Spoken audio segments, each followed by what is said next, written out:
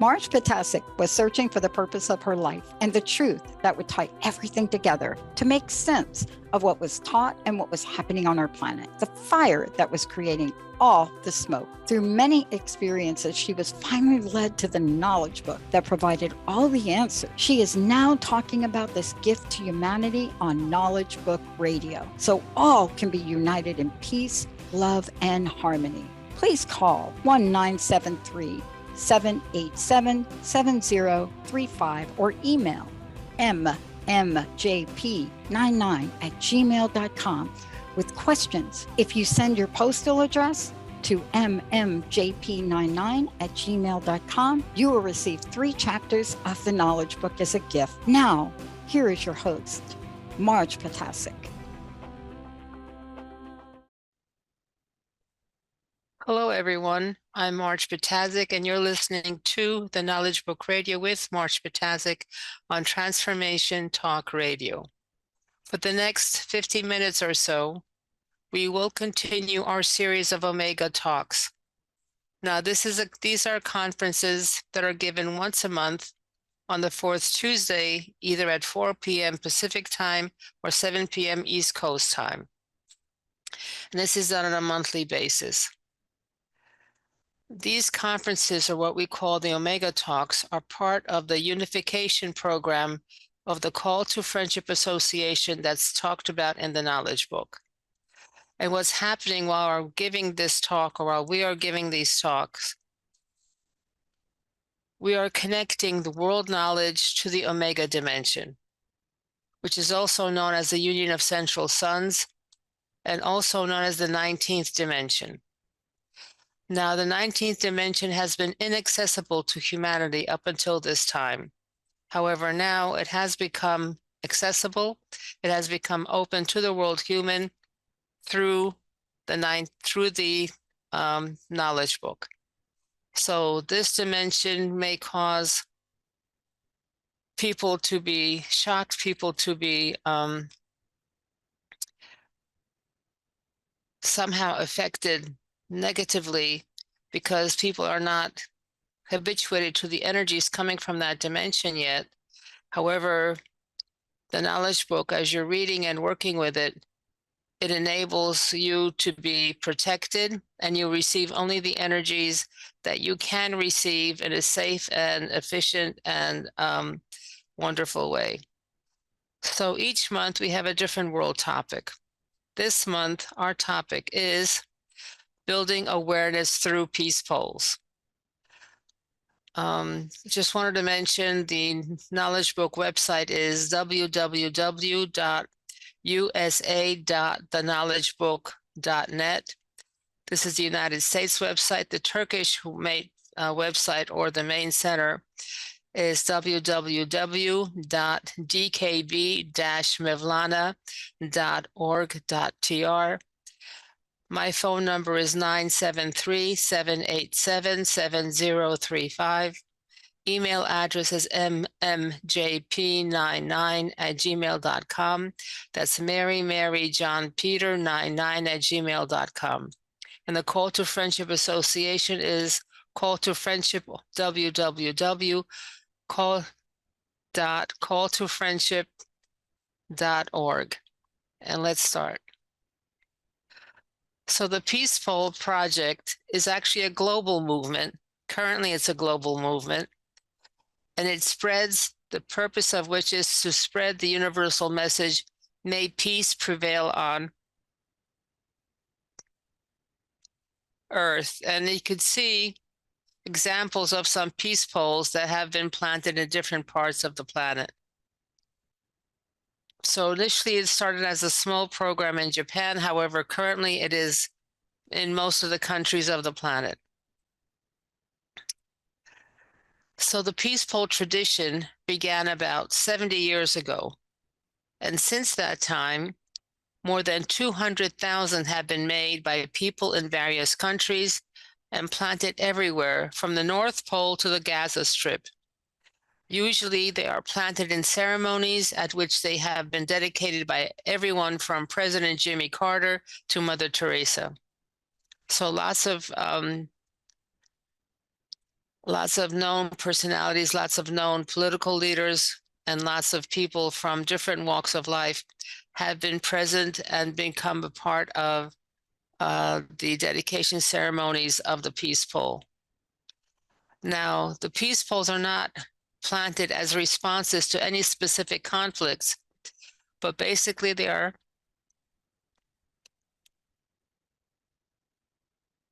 the monuments to peace, or actually the wish for humanity to have peace. So what this peace pole does is actually it's a monument, small or large, that displays the message, quote, "May peace prevail on earth," end quote. And this is in the language of the country where it has been, where it is actually located, and it doesn't leave it only to the single language of that country. It also includes from 3 to 13 additional translations of the same message. And this message, "May peace prevail on earth," is sometimes referred to as a peace prayer. So how did the whole this get started? The idea of peace poles first came to Masahisa Goi in 1955 in Japan. I hope I'm pronouncing that correctly. Now, the Peace Pole project today is promoted by the World Peace Prayer Society, as well as other groups and individuals. The first peace poles outside of Japan were constructed in 1983, so it took a while for the program to migrate from Japan to other countries. Now, the person who came up with this idea, who had this inspiration, was a Japanese philosopher and spiritual leader, Masahisa Goi. As a child, Goi was very frail. He had poor health. So somehow he needed to make sure that he was able to survive and get better and stronger. So he started to do yoga, he started to do spiritual healing, and he started to do martial arts. Besides all this, he also meditated for long periods of time. And during World War II, he worked in a factory, but outside his work, he organized various cultural events, including a choir. So going through the World War II was actually a very traumatic spiritual experience for him, and he wanted very much to have peace. Not only localized in Japan, but also for the entire world. So during this long journey of prayer, he actually asked the powers that be to show him how he was supposed to serve, how to serve humanity. And he believed that the prayer, "May peace prevail on earth," was given to him at that time. So his idea was that if people put their efforts into this prayer for peace, it will unite everyone and unite all of humanity. So as a result, he founded in 1955 the Movement of Prayer for World Peace. And this eventually came to be the World Peace Prayer Society.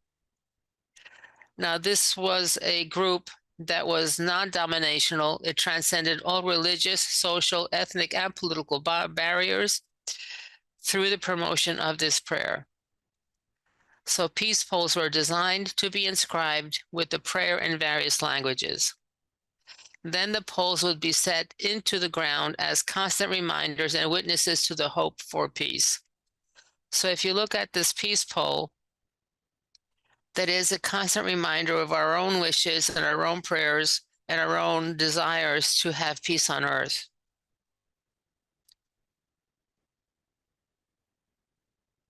Once started as small neighborhood gatherings, grew larger in numbers throughout Japan, and the movement started to gain momentum. So stickers and posters started to appear on storefronts, public bulletin boards, and telephone poles. Supporters also handed out literature and stickers to the public in front of train stations and other public locations. So the idea started to take hold, and people were spreading this message anywhere they could put this message. He also, Masahisa Goi, encouraged creative ways in order to carry the message to public view. In 1976, the idea of placing the peace message and prayer on poles began to gain popularity. So before it was on storefronts, it was on telephone poles, it was any flat surface area that was accessible to the public. That's where that message was placed. However, in 1976, the idea that this message should be placed on a pole and the pole set into the earth in some way, that idea took hold and started to be popular. And this is the first impulse which led to the beginning of the Peace Pole Project. Now, Mr. Goi actually died in 1980, but his adopted daughter, Masami Saoinji, became a chairperson of the peace movement. Now, through her directives, the movement began to expand and gain international recognition. So he started, his adopted daughter, took up the gauntlet and continued his work. She also created something called the World Peace Prayer and Flag Ceremony. This was in 1983 as a global celebration of the oneness of humanity. The first ceremony outside of Japan was held in Los Angeles, California in 1986, and since then it has been presented to international audiences on every continent and in every prominent city throughout the world. Here, I would like to also note that the World Peace Prayer and Flag Ceremony was held in Istanbul, Turkey at one. I think this was done in one of the gatherings in Istanbul that took place periodically by the World Brotherhood Union.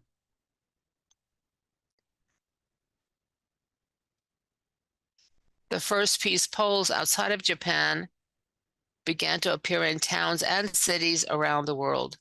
By 1986, the Peace Pole Project was established in the United States, followed by peace pole activities in Europe and throughout the world.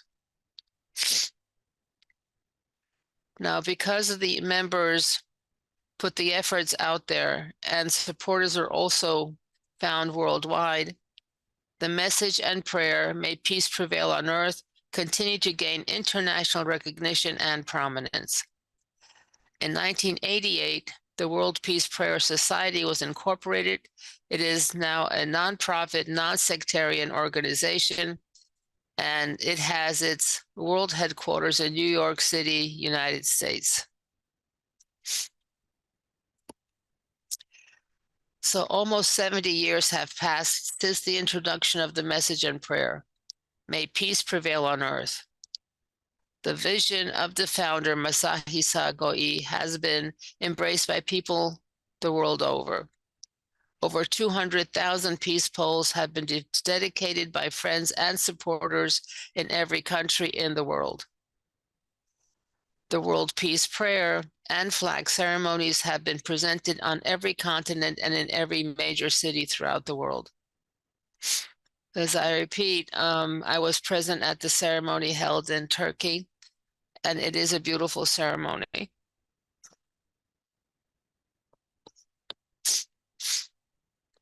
Sorry, allergies. And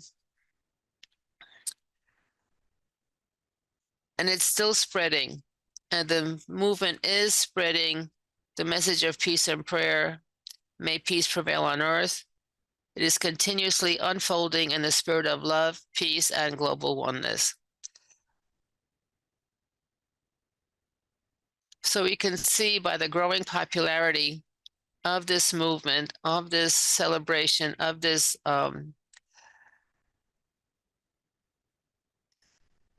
sorry, I lost my train of thought, of this organization, that everyone on earth is actually wishing for peace, no matter what it looks like on the outside, that everyone would want to have peace and be happy and have a world without war.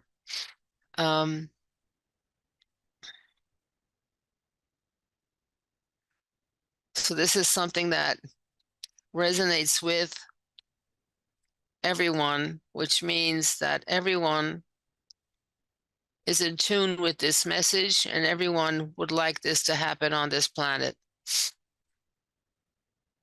So where have these peace poles been placed?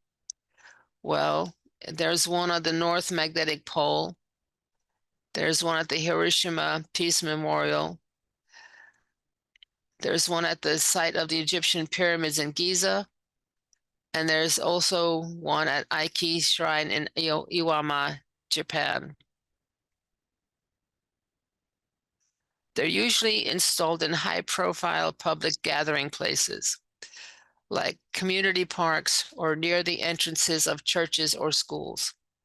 In one case, there is a garden that was created for a wedding, and this garden was designed around the peace pole at its center. The Republic of Molossia, a micronation, has a peace pole in 8 languages. The University of California, Los Angeles, USCLA, has a limestone peace pole with 14 languages. Now you may wonder what they're made of. Well, they're made of many materials. Most are made of wood, while others are made of limestone, copper, plastic, or stainless steel. I think there is a wooden peace pole at the World Brotherhood Union Foundation, and a representative of the Peace Pole organization gave a talk in November one year and presented the Peace Pole to the World Brotherhood Union. Now about the text, you have the actual pole, but then you also have the text. The text might be painted, carved, etched, welded, pasted, or riveted on, or it could be just a simple plastic plaque attached with screws. In other cases, it is a careful work of an artist or a sculptor. Now, each peace pole is handcrafted and made to order by dedicated peace pole makers who are based in 6 locations around the world. It is their passion to craft each and every peace pole with positive intentions and care.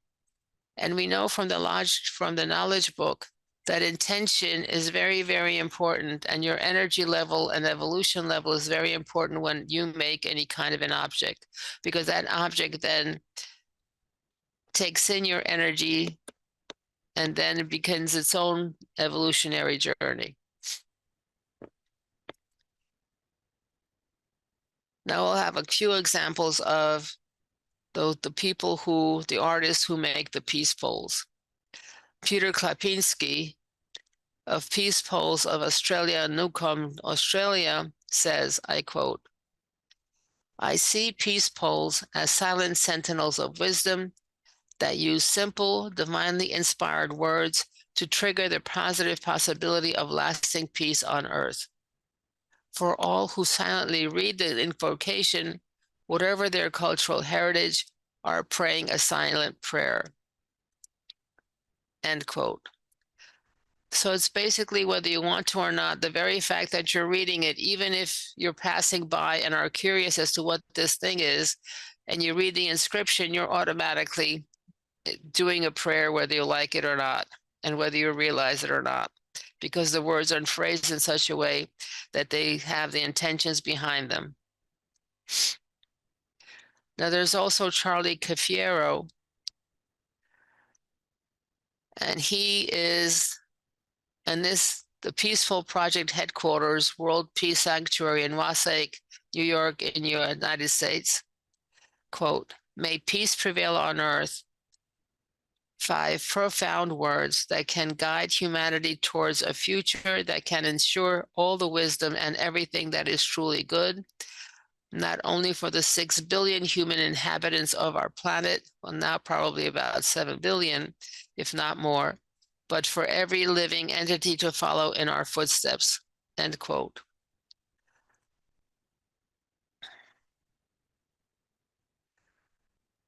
Uma Oshima, the Peaceful Project, Allentown Peace Sanctuary, Dumfries, Scotland, United Kingdom. Quote, making 100 peace poles brings us 100 steps closer to our ultimate purpose and mission of creating peace on this beautiful planet, end quote. So every one of the artists actually has this deep intention and this deep realization that peace is possible and are making every effort that they can, or every effort they know how, to create this peace on earth. And with that, they are part of this organization to enable that to happen. Benjamin Kirschner and Dirk Engelberts from Allerlechino, Stolzenau, Germany, quote, we make peace poles because peace poles can be a small contribution to world peace. And if this is our contribution, we are happy to share our part, end quote.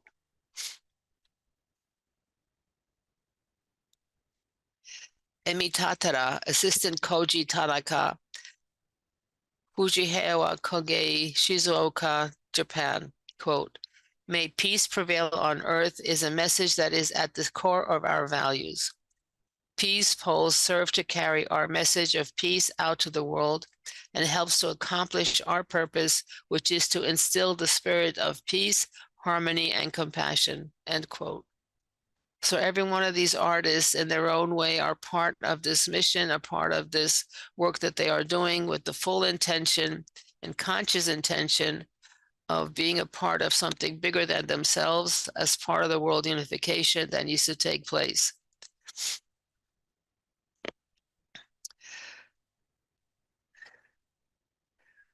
Gemeinschaft, Hersfeld, Senruti, Degersheim, Switzerland. Quote, Hersfeld, Senruti is a cooperative community in East Switzerland. They follow a holistic life concept since 2006, which include the practice of ecological living, sustainable economy, social structures, spiritual practice in everyday life, art and culture, and integration into wider society, end quote. So now we have an organization that's built around in the area, and they have a peace pole as well. So again, they're trying to walk the talk, not just talk the talk. So they're trying to implement in their own lives, in their own community, the idea of peace and unity and integration. Now, here are some records. The tallest peace pole is 54 feet, which is about 16 and a half meters. It is located on the campus of the Kwame Nkrumah University of Science and Technology in Ghana. It is made of a 105-year-old sapele tree, and its inscription is in 5 languages. Twi, which is a local language in Ghana, Hindi, Chinese, Swahili, and Arabic. So those are the languages that are used to express the peace prayer on the pole.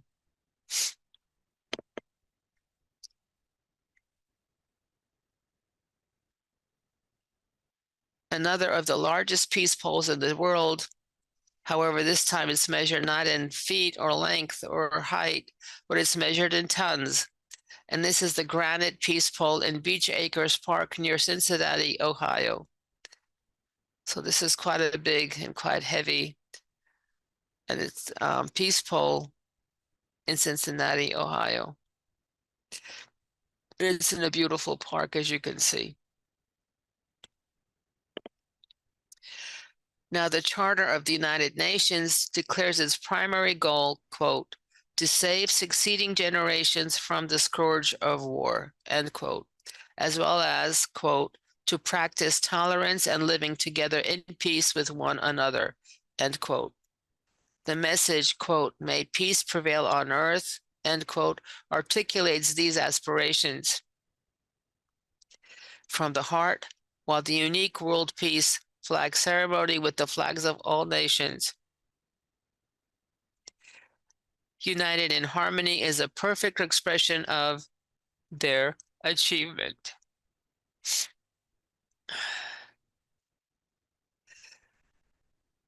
Now, the peaceful is not a stranger to the United Nations.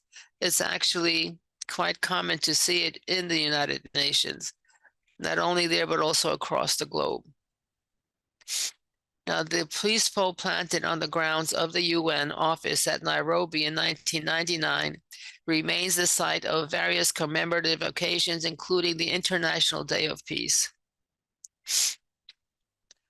So not only are peace poles a center of desires for peace, but there are other kinds of activities that also take place in the locations where the peace poles are planted. So again, the people who come to the other occasions or the other ceremonies that are held in the park or the place where the peace pole is, inadvertently read that plaque, read that message, and are also including themselves as part of this prayer and this part of this desire for peace, the intent for peace.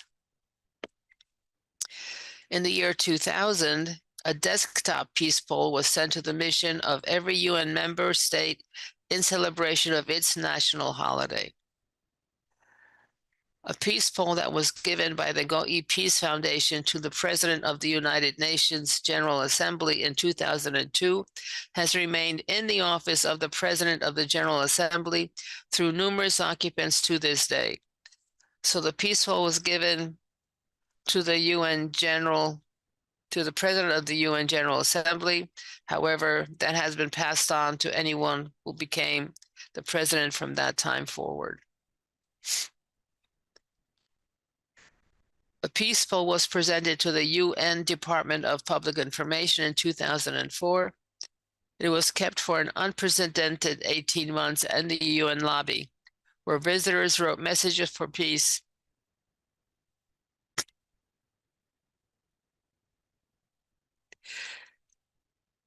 and placed them inside the pole. So it's not only reading, but writing that was actually activated. And this writing, of course, has a physiological effect on our bodies and incorporates the energies that are being expressed in the writing into ourselves.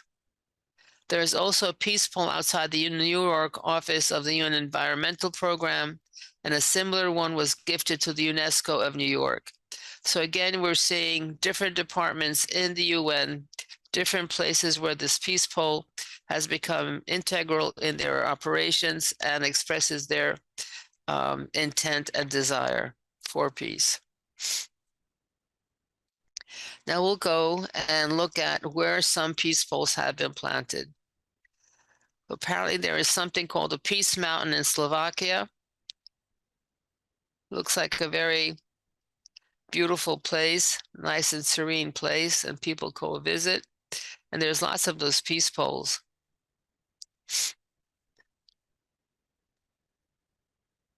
So here is the New York United Nations headquarters. This was created in 1/21/2020, so January 21st, 2020. UN Main Assembly Hall, USA. It's on First Avenue. And this is the United Nations Headquarters Assembly Hall.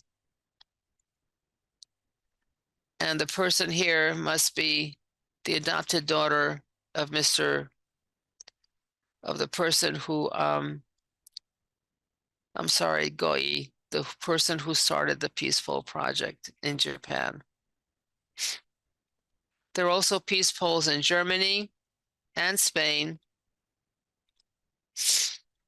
In case you've been to Machu Picchu, maybe you saw this, but Machu Picchu also has a peace pole, and it looks like has writing in Japanese and English that could be seen in this picture.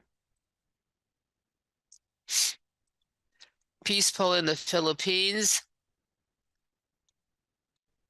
And you could see the message in the Philippine language. I don't see any other languages represented that I could read.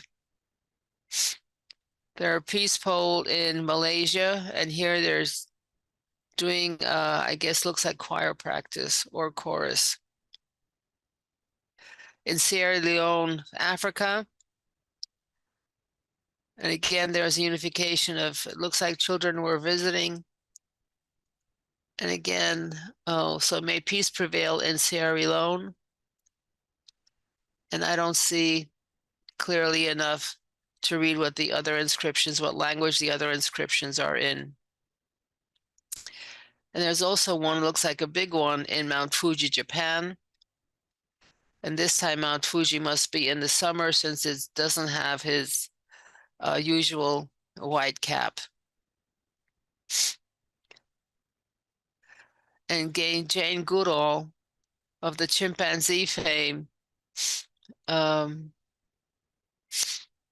is present with a peace pole at Ground Zero in New York City, New York.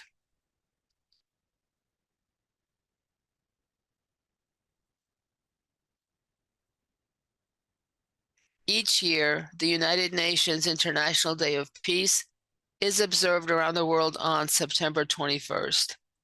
The UN General Assembly has declared this day as a day devoted to strengthening the ideals of peace through observing 24 hours of peaceful coexistence. So basically, at least for 24 hours, people are expected to peacefully live with each other, to be in tolerance of each other, to cooperating with each other, and to work together to create peace. And by individually working on this, by individually taking part in this project and taking part in this Day of Peace celebrations and observations, they are then showing that peace is possible. They are showing that they are part and want to be and have a world full of peace. And they are all understanding of the fact that everyone has a role to play in fostering peace. And that this kind of organization, this kind of activity can support movements for equality and human rights everywhere. So no matter where we live, no matter who we are, no matter what denomination we all can work for the same goal, that is peace and mutual acceptance and integration. And here we have the peaceful in Egypt, outside of the pyramid.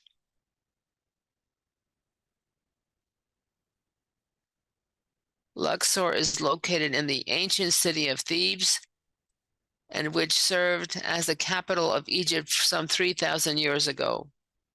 The temple of Luxor was built by King Amenhotep III, and hosted the festival of Opet, one of the most important festivals celebrated in Thebes at that time.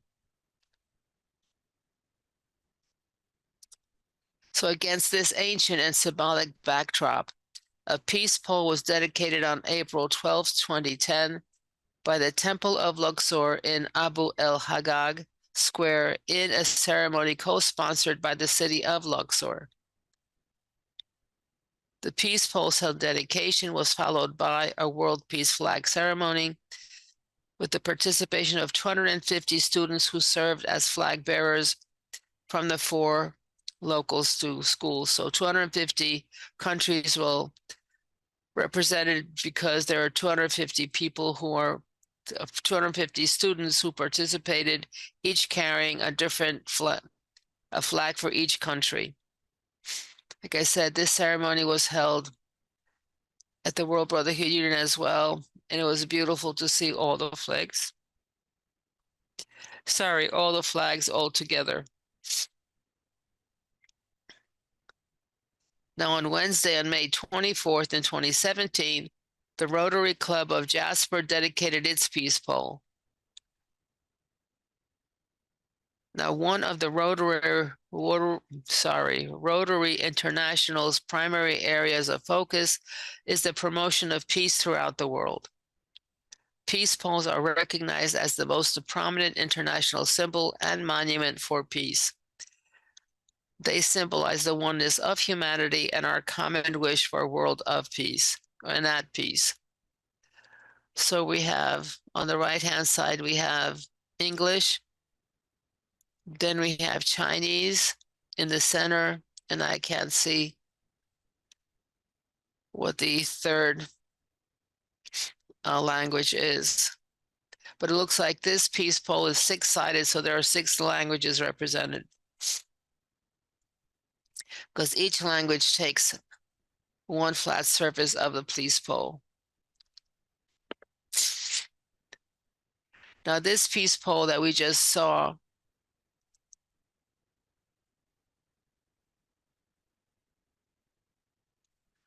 it looks like the third language on the side here is a Latin language, or maybe even French. Okay. This peace pole was manufactured locally from Blue Ridge marble and carved from the same marble as was used in the Washington, D.C. to build the Lincoln Memorial. So this peace pole and the Lincoln Memorial have the same Blue Ridge marble. And it is also placed on a marble base, and it's 10 feet tall. On each of the 4 sides of the peace pole, 2 different languages display the peace message, a total of 8 languages. Somehow it doesn't seem right because this looks like a 6-sided figure, not a 4-sided figure. So the peace pole displays the messages in English, Cherokee, French, Esperanto, Spanish, German, Italian, and Russian. Okay, so I have 8 languages here. Doesn't look like an 8-sided figure either. But anyway. Quote, why do we need a peace pole? What good will it do? The peace pole is a symbol of an intangible idea. It allows the idea to become palpable, touchable,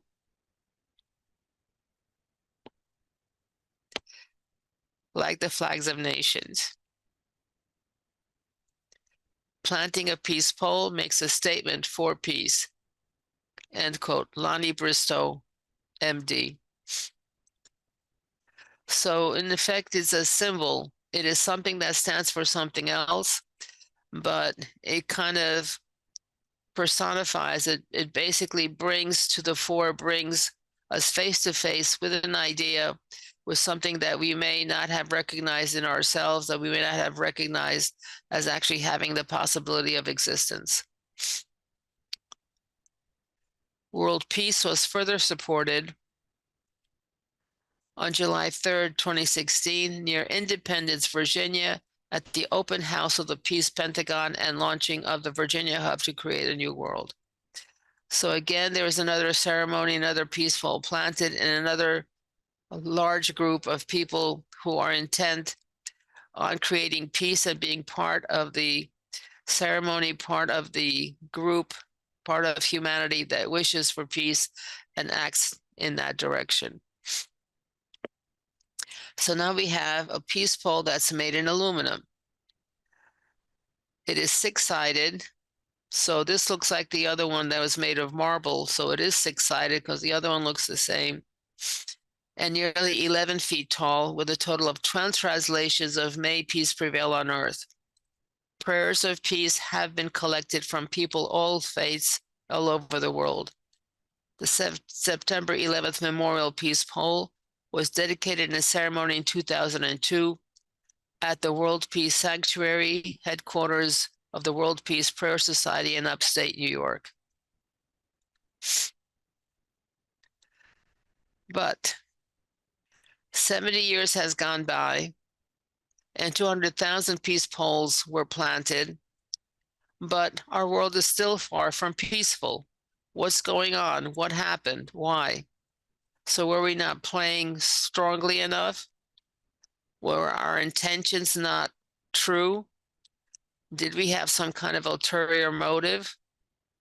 So these are the questions that you may ask, having seen how many peace poles there are and how long they've been around, and how many people actually took place and took part in these activities. So the knowledge book actually explains that our wish for peace is in the thought, but not in the essence. We could never have world peace until we are filled with positive energy and have internal peace. So in fascicle 17, it explains, quote, however, that which will point to you the genuine path is your essence. This is the reason why we say, quote, be in peace with your own selves, end quote. You can recognize the you within you only then. If you cannot see the, if you cannot see the light of your essence, you can be of assistance neither to yourselves or to your surroundings, end quote. This path is found through the stages of evolvement, and these stages are tolerance, infinite patience, and love. Only then do you gain yourselves, find your own selves, end quote. So we need to complete our evolution of essence. This is an evolution that, once accomplished, enables a human to have a positive field of thought. Despite our being outwardly positive, until we complete our essence evolution, we can only have a negative field of thought. And the negative field of thought reflects 1 to 10,000, or 1 to 1,000. So we need to evolve, our essence needs to evolve, and this is done through reincarnation chains. The knowledge book also informs us that we need to be in peace with ourselves. Our conscience needs to be quiet and happy. We've gone through many lifetimes where we experience the positive and negative sides of every situation. So in order to attain peace, we need to resolve the conflicts and doubts within ourselves. We need to merge all our past lives into a cohesive, integrated totality. So we've been both the robber and the robbed. We've been the killer and the killed. We've been both sides of every situation. And this has allowed us to experience both sides of the situation, both sides of the coin, so that we can then empathize and know what that is. Another individual, another human being is suffering and know what they're going through. And therefore being able to unite in a different level with humanity. In order to attain peace, we also need to pay all our karmic debts. All our accounts need to be reconciled. There can be no impurities left. Basically, if you create a karma, you will need to pay that karma. You need to learn that lesson. And once you learn that lesson, then that karma disappears. So, for an example, if you were a thief in one lifetime, then you will go through the experience of possibly being robbed in another lifetime or another lifetimes until you realize that stealing is not a good thing and you don't want to do that anymore. So once you learn the lesson of keeping your hands in your pockets and respecting other people's property, then that account is settled, that account has reconciled, and you no longer have the urge or have the inclination to take somebody else's anything. And this goes for all the other situations as well that we have gone through. So in fascicule 30, it says, quote, to know the truth is the right of everyone.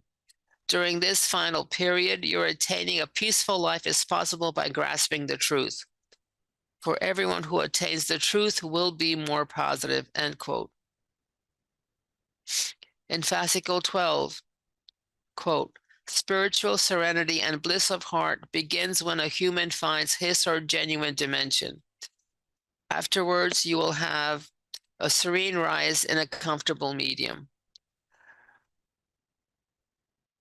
So we are, even though we may have finished at a higher dimension in our previous incarnation, and even though that same dimension is where we start at when we are born, however, we are born in third dimension, 12th energy dimension. So we are in third evolution dimension, 12th energy dimension. So no matter where we were, and no matter how high on the evolution scale we were, and we finished in our previous life, in our current life, we start out at base 0. We are starting out at base level. And we need to, through our life, through our evolution, our current lives, get to the point where we rise to our comfortable home dimension. And once we get to that level and actually go to our general dimension, which is higher probably than where we were the previous lifetime, that's when we will be comfortable, and that's when we'll be in a comfortable medium, meaning everything will proceed beautifully in your life.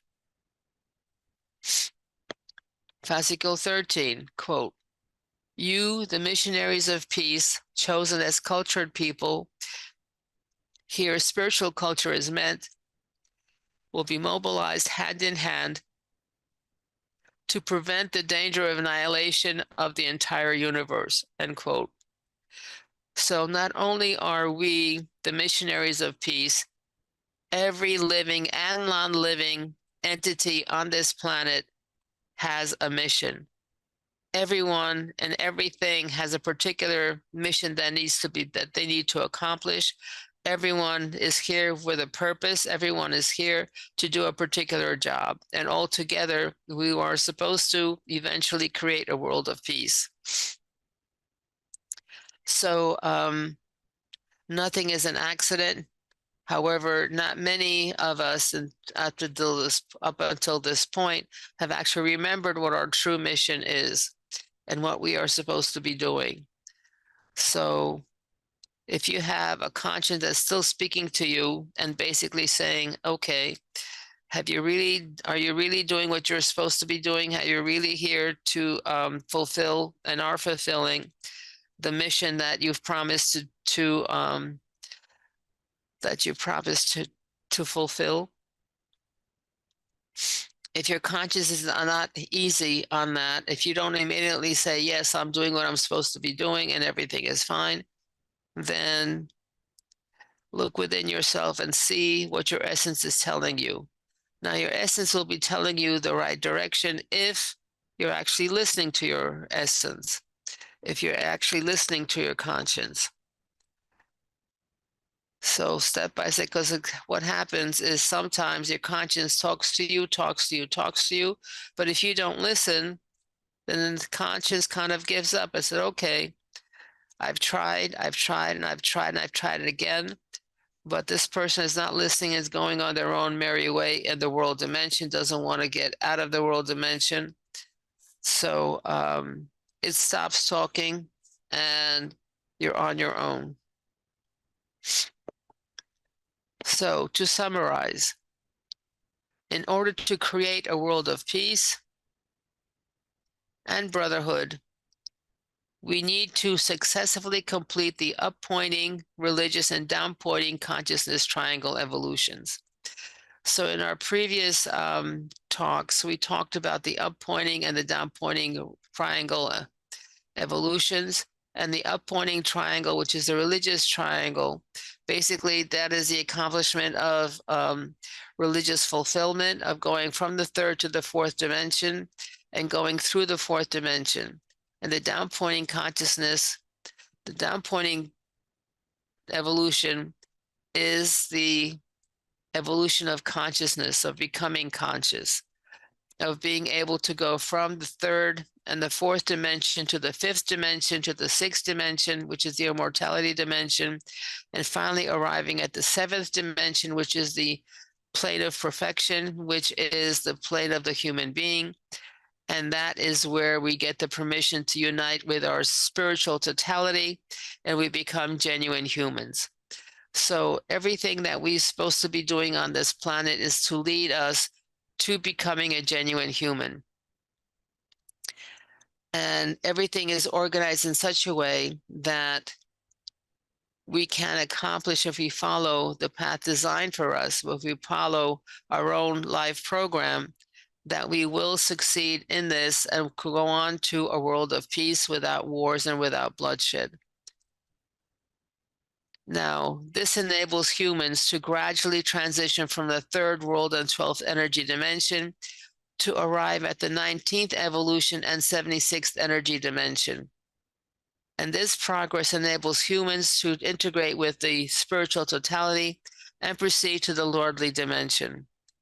So we started at third dimension, 12th energy dimension, and through our life and through the work that we're supposed to be doing, we arrive at the 19th evolution and 76th energy dimension.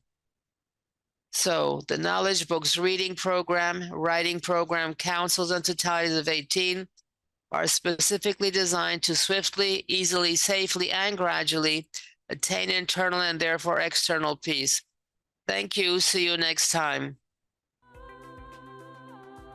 You've been listening to Knowledge Book Radio with Marge Ptaszek. Marge was led to the Knowledge Book, a gift to humanity at its time of transition to the Golden Age that provides the truth, energies, and knowledge. Now, she shares information from and answers questions about the Knowledge Book with you the fourth Tuesday each month at 4 p.m. Pacific, 7 p.m. Eastern on TransformationTalkRadio.com. For more information, visit usa.theknowledgebook.net and tune in next time for another amazing show on Knowledge Book Radio.